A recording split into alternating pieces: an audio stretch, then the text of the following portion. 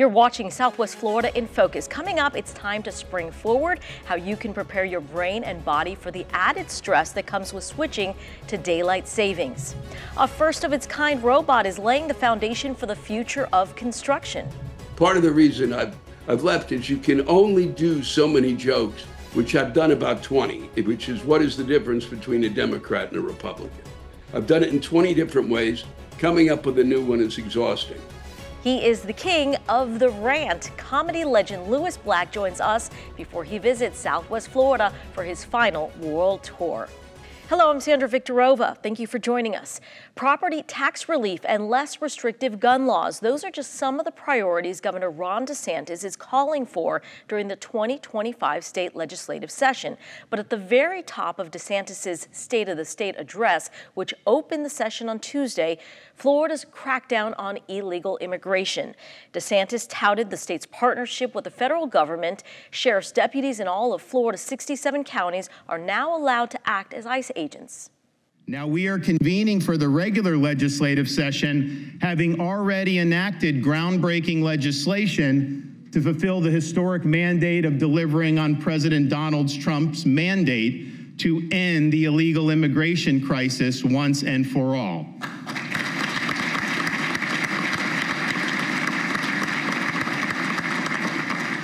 No state has done more, and no state did it sooner than we did in the free state of Florida.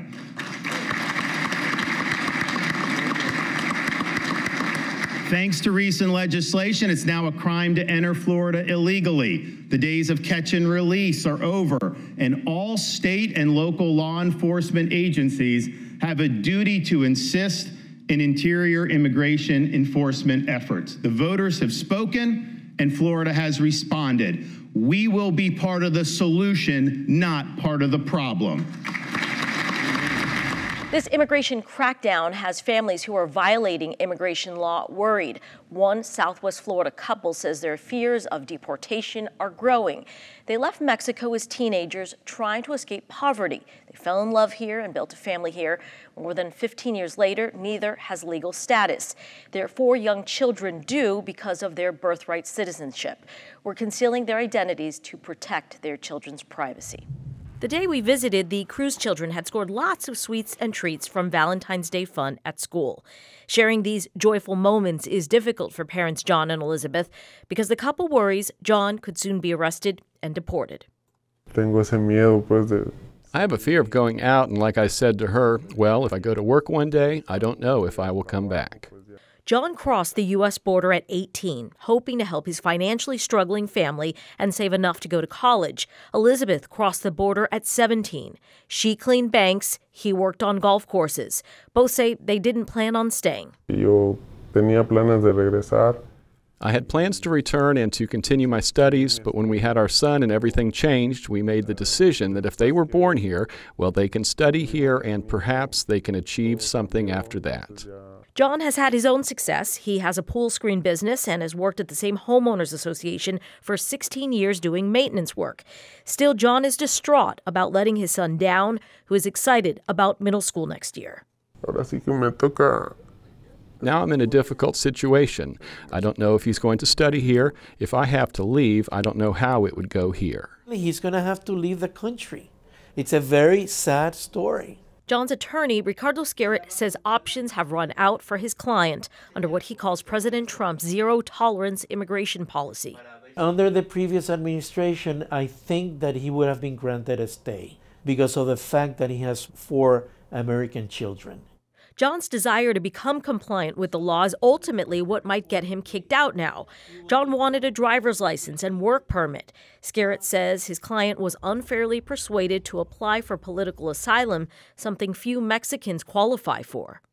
That is the problem, that most of these people, in order to get a driver's license, they file an asylum because they're induced into applying for asylum so that way they can get a work permit. But the problem is that the asylum eventually becomes a removal order because most asylum cases are lost. Scarrett explains to John that he must show up for a meeting with immigration soon. While John doesn't have a criminal record, he is afraid to appear.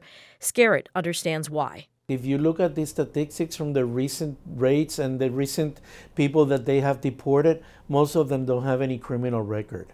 And all the previous administrations, they've always prioritized criminal aliens. Fear of being stopped by police is why Elizabeth walks her children to school. She is now slowly trying to explain the possibility of a new life in Mexico to her children, a future she and her husband worry about. We don't even have a home. I tell him it will be difficult for us to return. We had always thought about our future, but here. I'm very sorry for my children because it will be a tough change. So what does this enhanced local law enforcement effort mean in the battle against illegal immigration statewide? Joining me now is Dr. Pamela Seay, an attorney and a professor and chair of justice studies at Florida Gulf Coast University. Professor Seay, welcome. Why, thank you very much. Glad to be here. So I want to start with this news conference that sheriffs participated from counties across our state. During that news conference, they said sheriff's deputies with special training will process immigration detainers issued by federal authorities to keep inmates in jail. What does this mean? How does this work? Well, that's a big question. And it's really not something new. This is something that has been in place for quite some time. It's only recently been reinstituted and by the current administration. That for someone, a foreign national who has been arrested, if they are considered to be a danger, they've committed a crime against persons, or they're a drug crime, or something that is a danger to the community, or they are otherwise removable under federal law, there's a notification that is sent to ICE through the Department of Homeland Security, and if that person would be considered removable, there is a detainer, and that notification of a detainer goes to the law enforcement agency.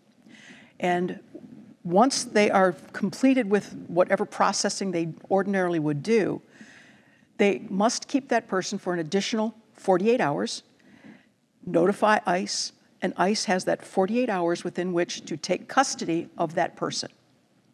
If ICE does not take custody of the person, then they will be released back into the public, or they would otherwise be, they would conclude their service, whatever it is they might need to do.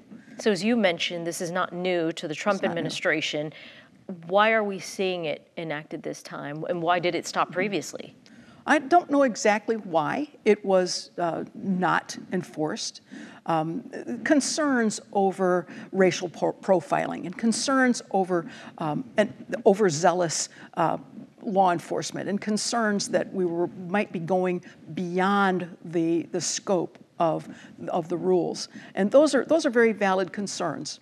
However, it seems that the pendulum has swung a little bit too far in the other direction, so that many people who should probably have been deported or had some other kind of departure arranged were staying and being released back into the public, and they were a danger to the community. Maybe they committed some horrible crime. There's a drug offense, kidnappings, attempted murders, things of that nature, aggravated assault, robberies, anything of that nature. So instead of going all one direction to say, let's everybody go back into the community, we've gone another direction and say, well, let's consider them. And let's wait and do it in the 48-hour time frame. And if they are considered removable under the rules, then they should be sent home. Professor Seay, thank you so much for your time. Well, I enjoyed being here. Thank you so much. What I've learned to do, and the reason it's kind of worked, is I'm playing at anger. If I was really angry all the time, I would be dead in a week. His voice has become synonymous with political commentary. After the break, we are joined by comedian Lewis Black to learn how he's preparing for the final Florida leg of his worldwide tour. Whether it's part of his Back in Black segments on The Daily Show or as the voice of anger in Pixar's Inside Out, Lewis Black has become one of the most recognizable voices in comedy. However, his world tour days are coming to an end, and on March 14th, he wraps up the Florida leg of his Goodbye Yeller Brick Road tour. But before he hits the stage for another packed performance, we are thrilled that Lewis Black has decided to join us here. We are so excited to have you, Mr. Black. How are you? It's good. I'm thrilled to be here, wherever I am, which is kind of in, I guess, the ether. Well, I know a lot of your fans are excited. You're going to be coming through Florida. So how much do you prepare in prepping on Florida politics? How closely do you follow what's happening in the Sunshine State? I can barely follow what's happening anywhere at this point in time. If I pick up the newspaper in the morning now, it is hard enough for me to get past that to even get to another state or to Florida or to any state. So it's a little, but I have material that I've finished the road in I did some shows in December down in Florida. And so some of the material will certainly hold up. And so because it hasn't changed in many ways. And, and you can apply what's happening now to, what Florida has to deal with. If we're really going to say, cut a bunch of employees and get rid of FEMA, well, I wish your state the best. A lot of folks, we were talking to another comedian asking, in these times when we're so politically divided, it made me think, gosh, the job for comedians has to be a lot tougher. Have you had to change how you deliver jokes or just, how you approach stories? No, I just have had a tendency to plow through. And, some people might get upset, but it's kind of silly to get upset. I mean, the one thing I've said for quite a long time is I've been doing this for 35 years, and I've had no effect on anything, okay? I come to your town, I do the show, you wake up the next day, you go, wow, look at all the change here. It hasn't happened. Don't worry about it. It's a joke. You know what? And when you finish laughing, it's done. It goes bye-bye. Doesn't come back to haunt you. And it has no effect. Well, you've had an effect on me. I was just practically in tears watching your last special, Tragically, I Need You.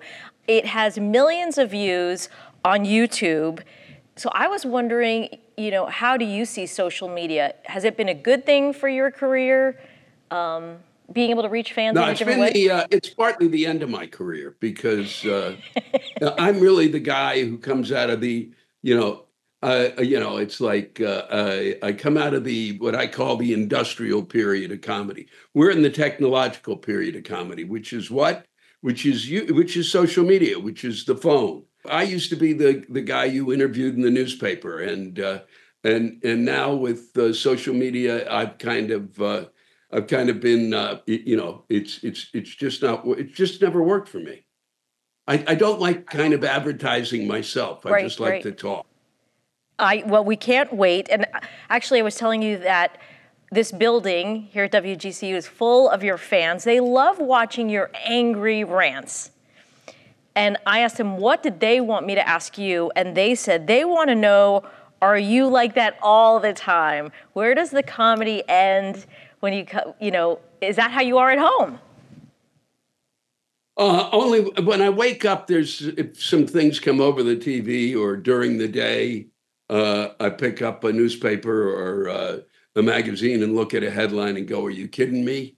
The anger the anger has been there. What I've learned to do, and the reason it's kind of worked is I'm playing at anger. If I was really angry all the time, I would be dead in a week. Okay, and it was even from the beginning. So it's what I'm doing is I go up to the line where you don't want to be really angry in front of people because it has a tendency to kind of push them off. And when I kind of cross that line, I make sure people know that I know what's happening. I know that I've crossed the line, and I apologize. Well, you know what? You have made us all laugh, so we thank you for what you do. And of course, you can catch Lewis Black on his Goodbye Yeller Brick Road Farewell Tour in Fort Myers. He'll be at the Barbara B. Mann Performing Arts Hall on March 14th. And thank you, Mr. Black, for joining us. We appreciate it. Well, thank you. And thank everybody down there. I appreciate it.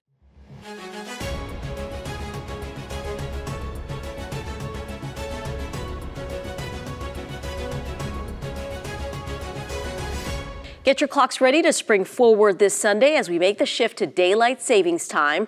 While many Floridians look forward to a later sunset, a lot of folks struggle losing that hour of sleep. The research shows that time change has a very real impact on our bodies and minds, and more than just for a day or so. To help us understand that impact and how we can better adjust is Dr. Michael Jaffe, the director of the University of Florida's Brain Injury, Rehabilitation, and Neuroscience Center.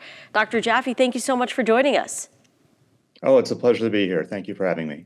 So a lot of us think, it's just an hour, right? Just an hour. Why do we often feel like it really impacts us, and more than for just a day or two? It's a great question, and people ask this every year. And I think it's important to understand kind of where we're at before we go into this daylight savings time and the effects that sleep has on the entire aspects of our body. And so where we're at is that at any given time, looking at a variety of information and data, 40% of Americans are not getting enough sleep to start with, and that's before you lose this 1 hour of sleep. And so you're kind of piling on for those individuals. And so what really importance is sleep? Well, most of us feel that we're fatigued or sleepy or not performing as well if we're not getting enough sleep. But the important thing to realize is that it really has impacts and effects on almost every system of your body. And that can have some interesting and important consequences for us to be aware of. And so one of the things that we talk about is that for people who are not getting enough sleep, they are at risk for more easily developing high blood pressure, heart disease, diabetes, obesity, asthma, depression. It affects your immune system, making you more prone to catch infections. So you can think about this. It's really affecting everything across the board. And in fact, when you think about some of the stresses that might have on your body, increasing inflammation, then it turns out that for the days following the daylight savings time, when we lose an hour of sleep, there's actually been a number of studies that have reported an increase in heart conditions and heart attacks happening. And that has to do with activation of that autonomic fight or flight system that we have, just from the stress and strain of kind of dealing with that additional, having to power through that sort of sleep deprivation. So knowing that we're all going to be dealing with this time change, is it just a simple matter of go to bed a little earlier? So it's actually kind of, you have to kind of work it to get the maximal protection days in advance, trying to kind of shift your clock to kind of go to bed 10 to 15 minutes earlier, do that for a couple of days, and then shift another 10 to 15 minutes earlier. And so if you can kind of do that, that kind of mitigates kind of that stress of having to deal with that 1 hour all at once.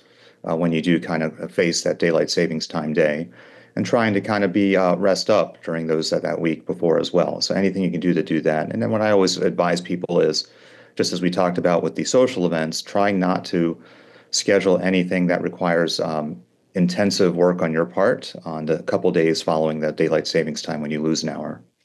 And finally, how long does this impact us? Some of this data looks like it can last for at least for days, and some people would say up to a full week to kind of make that adjustment for people. Now, if you're talking about people who are already at the cusp, who are already kind of not getting enough sleep, that is enough to tip them over to have some of these acute events. We know that motor vehicle accidents are higher on those several days following daylight savings time, just from the sleep deprivation or decreased attentiveness people have driving from that. And so this is really something that we see the most acute effects for a couple of days, but for some people it can last up to a week. You think about some people who are more vulnerable, it can have more longer effects. Sometimes it takes children longer to adapt, and perhaps it might take some older individuals a little bit longer to adapt. And if I can end on this, just general advice on getting a better night's sleep. We've all heard, put your phones away or your tablets, don't look at it, or TV right before bed. Any other advice or common mistakes that you see people make that they should change? I think you hit on a big one in the modern era. So the typical sleep advice has to do with a cool environment, trying to keep a regular routine at night, trying to do things that are kind of more relaxing or winding down. And so some of the aspects about not doing stimulating activities in your bedroom or bed, trying to use that in other parts of the house. If you are having trouble falling asleep in your bed, a lot of experts would advise to just get out of bed, go sit in a dark place, not doing anything for about 20 minutes until you're drowsy, and then get back into bed, trying to kind of break the association of not sleeping while you're in the bed. So a lot of these things really have to do with habits and have to do with routine. And so trying to keep the same schedule as you can. Dr. Jaffe, thank you so much. Dr. Jaffe with the University of Florida, thank you.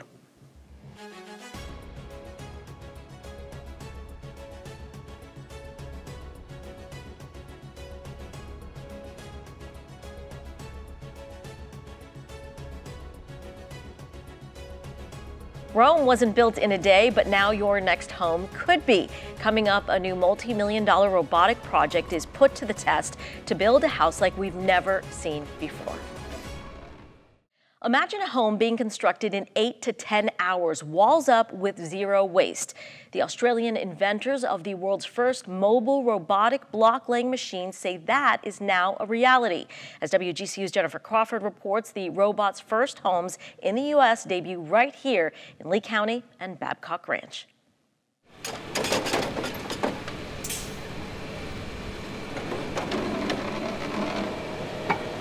Meet Hadrian X, a bricklaying robot from the land down under, breaking new ground in the United States, building this home in Babcock Ranch in about 12 hours. What we're looking at here is the world's first fully automated end-to-end delivery robotic solution for mason in the US. The Hadrian X, more than 20 years in the making, invented by Fast Brick Robotics in Australia, could revolutionize the building process by essentially using a 3D printer loaded onto a truck. We're the only ones who are building a house with a 3D printer that uses traditional CMU blocks. Fast Brick Robotics generates a 3D model of a home, feeds the data into Hadrian X, and the machine then prints the structure. You're essentially taking a piece of block and laying it into a section of air that has been mapped out electronically. There's shuttles operating inside the machine as well. There's 21 inside this machine here. They're being fed block inside here, and they'll run themselves down a track.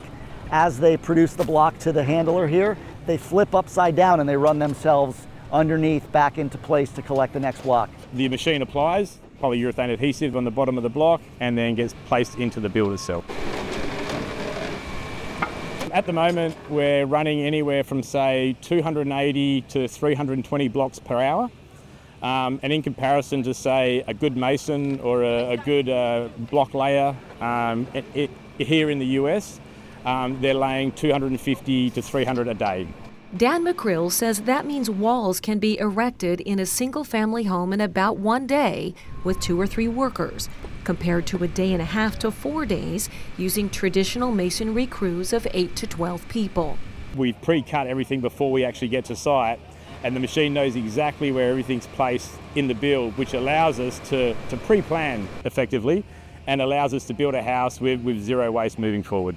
Fast Brick Robotics partnered with Pulte Homes to demonstrate the Hadrian X constructing the walls of the robot's third home being built in Babcock Ranch. Crowds of industry professionals, neighbors, and students gathering to watch. I've never seen anything like this. Teacher Rico Marito chaperoned about 60 Babcock Ranch high schoolers to witness history being made. If you would have told me when I started 20 years ago that I'd be on a field trip watching a robot build a house, I thought you were crazy. These are what my students are growing up with. So we've got to change with the times. Freshman Chance Burgess learned 3D printing in class. Seeing that technology used to construct a home inspires him. I do take this as something I could be doing. I am definitely on the bigger side of building, and just to watch it build and take away from more of like the manual labor and just let everything do itself is really awesome to see. So I believe this would definitely be something I could do. McCrill says they believe the Hadrian X addresses construction industry issues worldwide by offering a more precise and efficient build, less waste and cost, and filling a shortage of human workers. Reporting for WGCU News, I'm Jennifer Crawford. Hadrian X built its first home in the United States in Lehigh Acres in August of 2024. Now the robotic technology has built 10 homes in the U.S., all in Southwest Florida. Well, coming up next week, was that really a UFO in the sky, or was Bigfoot really going for a walk in the woods?